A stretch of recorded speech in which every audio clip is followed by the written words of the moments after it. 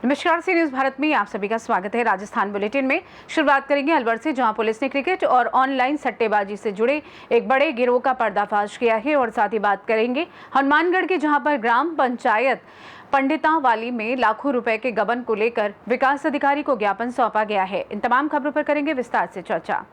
Alwar police ने online सट्टेबाजी के एक बड़े गिरोह का भांडाफोड़ किया है, जिसमें सॉफ्टवेयर इंजीनियर समेत 3 आरोपी गिरफ्तार हुए हैं। ये गिरोह देश विदेश में फैला हुआ था और महादेव ऐप की तर्ज पर 30 से अधिक वेबसाइटों के जरिए क्रिकेट, IPL, कसीनो और मटका जैसे खेलों पर सट्टा संचालित करता था, जहां करीब 60,000 से ज्यादा ID सक्रिय थी। जांच में पता चला कि इस गिरोह द्वारा लगभग 150 करोड़ रुपए का लेन देन किया गया और आरोपियों के कब्जे से कई mobile, laptop, hard drive, ATM card और एक SUV जब्त की गई। मास्टरमाइंड ने कोरोना काल में सट्टा प्लेटफॉर्म की शुरुआत की थी, जिससे कमाए गए पैसों से स्पोर्ट्स क्लब और बड़ी संपत्तियां खरीदी गईं।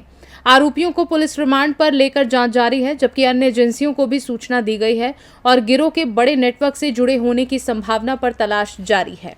जो ऑनलाइन गेमिंग के नाम पर जो 3 लोगों को पकड़ा गया है, करोड़ों का इनाम मिला है, क्या पूरा मामला है? बिल्कुल, कुछ समय पूर्व ये सूचना आई थी, है ना, वेरीफाई किया गया था। इस पे SHO MI अजीत जी और हमारे साइबर सेल के इंचार्ज संदीप जी, इन्होंने काफ़ी गहनता से काम किया। तो 3 इसमें व्यक्ति हैं, नितिन पालीवाल, महेश शर्मा और पीयूष शर्मा। ये तीनों ही लड़के बीटेक हैं, मतलब इंजीनियरिंग डिग्री कर रखी है इन लोगों ने।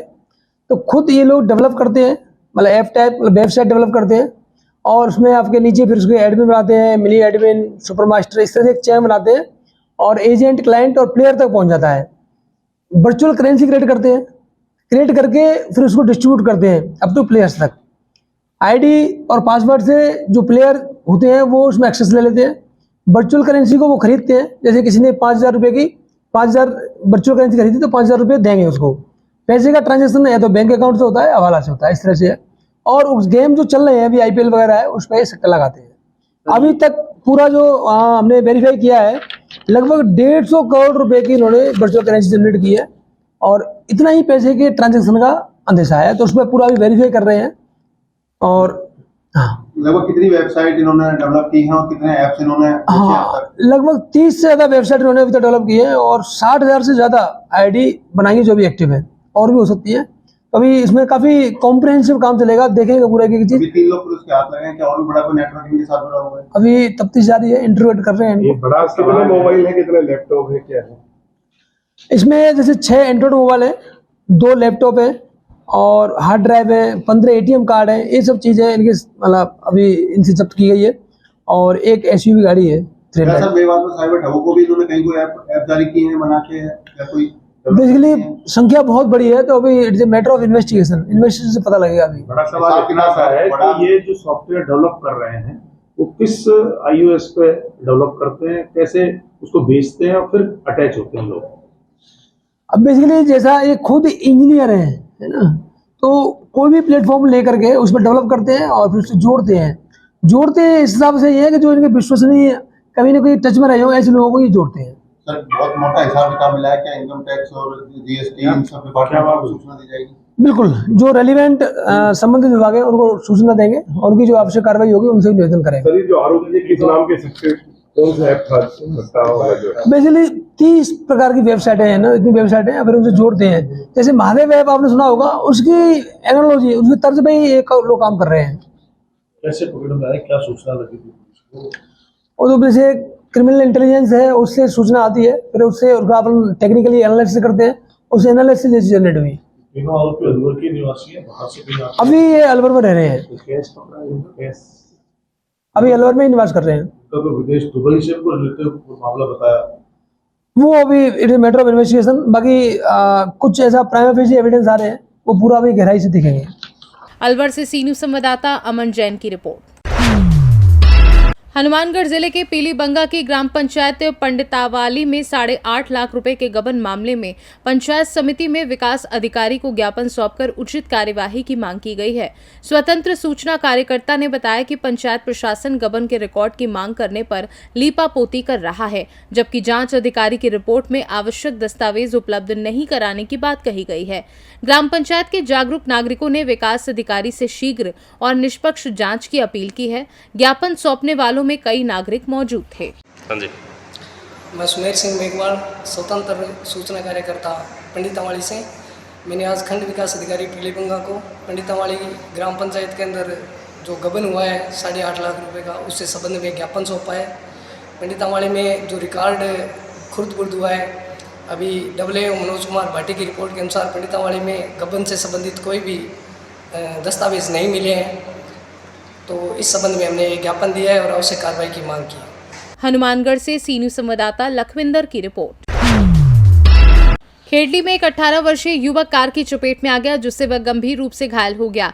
युवक मोटर पार्ट्स की दुकान पर काम कर रहा था, तभी कार में बैठी युवती ने गाड़ी स्टार्ट कर दी, जिससे वह युवक से टकरा गई और युवक सड़क पर गिरकर गंभीर चोटिल हो गया। पास खड़ी एक बाइक भी क्षतिग्रस्त हो गई। घायल युवक को अस्पताल ले जाया गया, जहां से उसे बेहतर इलाज के लिए हायर सेंटर रेफर कर दिया गया। मौके पर लोगों की भीड़ जुट गई और पुलिस ने गाड़ी को कब्जे में लेकर जांच शुरू कर दी है। खेरली से सी न्यूज संवाददाता राजकुमार गुप्ता की रिपोर्ट। राजगढ़ के राजकीय उच्च माध्यमिक विद्यालय धमरेड में हिंदुस्तान स्काउट एवं गाइड राजस्थान जिला मुख्यालय अलवर के तत्वाधान में अभिरुचि व कौशल विकास शिविर चल रहा है, जिसमें मेहंदी, सिलाई, पेंटिंग, ब्यूटिशियन, नृत्य, कंप्यूटर और इंग्लिश स्पीकिंग कोर्स सिखाए जा रहे हैं। शिविर में भीषण गर्मी के दौरान बेजुबान पक्षियों के लिए पानी की व्यवस्था हेतु हर घर परिंदे लगाओ अभियान भी शुरू किया गया है, जिसके तहत आसपास के लोगों को पानी के परिंदे लगाने और उनकी देखरेख की जिम्मेदारी दी गई है, ताकि पक्षियों को पर्याप्त पानी मिल सके। Good morning, my name is Radhika Maheshwari, my father name is Mr. Mukesh Maheshwari, my mother name is Mrs. Nikita Maheshwari. I study in 10th class. I want to say a speech on Hindustan Scout and Rajasthan State, district headquarter of Alwar. Hindustan Scout team camp start on summer vacation now. Hindustan Scout team camp start on Government Senior Secondary School, Dhamre, Rajgarh, Alwar. Hindustan Scout team offers various subjects like computer, Mehndi, English spoken, beautician, dance, making software, flower making and others. Hindustan Scout team is an Indian association organization that predates the Hindustan Scout and Guide. The organization emphasizes the young people of physically maintaining spiritual aspect, aiming to prepare them for constructive roles in society. Hindustan Scout and Guide Rajasthan empowers activities, leadership development and community service. It focuses on developing young people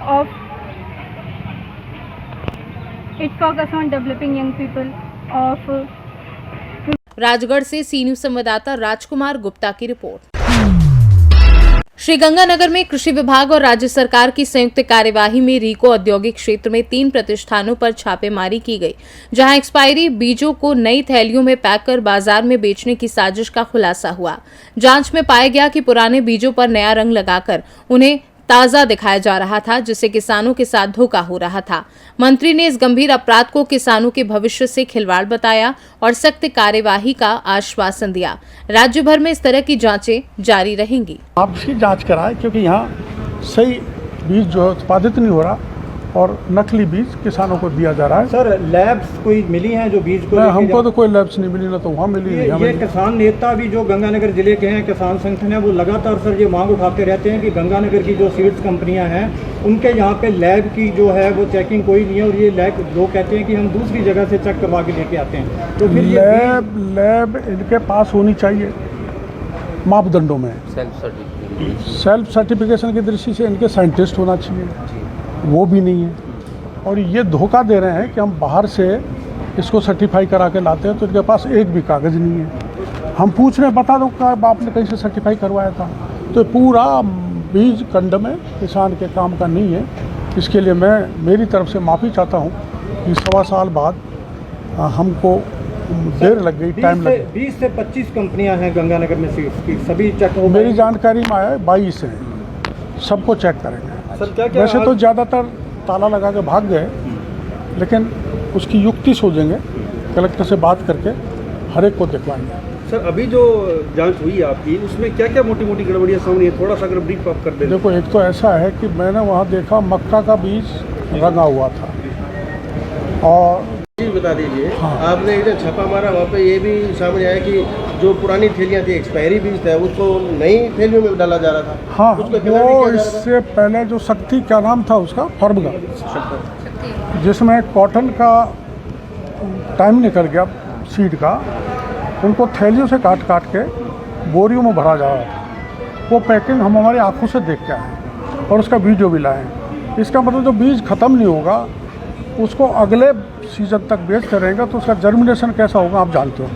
उसका 6 महीने का time होता है और वो साल भर बाद वही बीज किसान को बीटी का दिया जाएगा, तो किसान के साथ तो ठगी हो गई, लूट हो गई। इसी तरह से इसमें, अरे मेरी डायरी लाना, वो कहाँ गया वो छोरा?